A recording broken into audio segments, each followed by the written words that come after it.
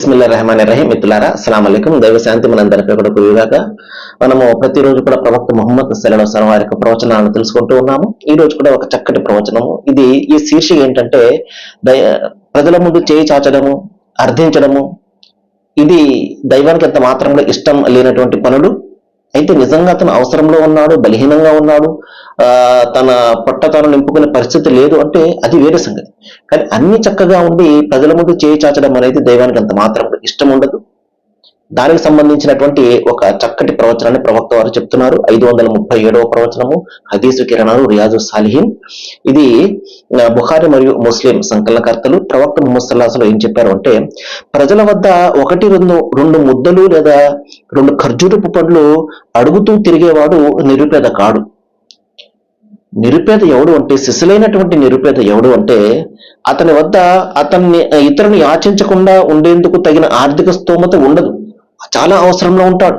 ఇతరులను యాచిస్తే గాని అతని యొక్క అవసరాలు, కష్టాలు తీరవు. అయినప్పటికీ కూడా అతను ప్రజలకు పేదవాడిగా కనిపించడు. ఆత్మాభిమానం ఉన్నవాడు. ఇతరుల ముందు చేయి చాచడం అనేది అతను ఎంత మాత్రం ఇష్టపడడు. ఎన్ని కష్టాలు, ఎన్ని నష్టాలు అతనికి ఉన్నప్పటికీ కూడా ప్రజల ముందు చాలా చక్కగా ఉంటాడు. వీరిని అరబ్బీ పరిభాషలో మిస్కీన్ అంటారు. అంటే చాలా అవసరత ఉన్నప్పటికీ కూడా ఏమీ అవసరం లేనట్టి వాడుగా ప్రజల ముందు కనబడతాడు అనమాట. ఆత్మాభిమానం చంపుకుని అతను ఇతరుల ముందు చేయి చాచడు.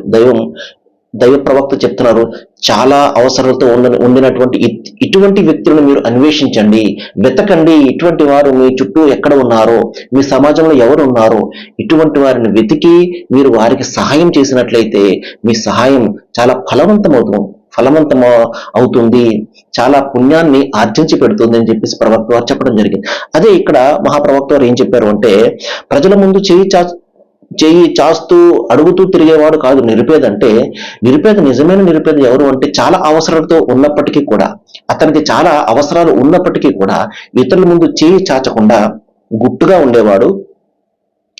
అతను ఎంత పేదరికంతో బాధపడుతూ ఉన్నప్పటికీ కూడా ఇతరుల ముందు చేయి చాచడానికి అంత మాత్రం ఇష్టపడినటువంటి వాడు. మహాశిలారా, ప్రపంచంలో ఇటువంటి వాళ్ళు చాలా అరుదుగా మనకు కనబడుతూ ఉంటారు. మనము వీరికి అవసరత ఉన్నదా అని చెప్పేసి కూడా ఎంత మాత్రం కూడా అనుకోము.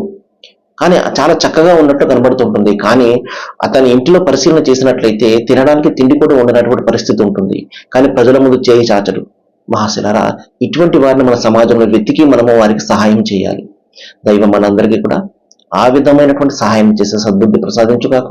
వాకిరుద్దావన అనిల్ హమ్దులిల్లాహి రబ్బిల్ ఆలమీన్. సర్వజన సుఖినో భవంతు. Thank you.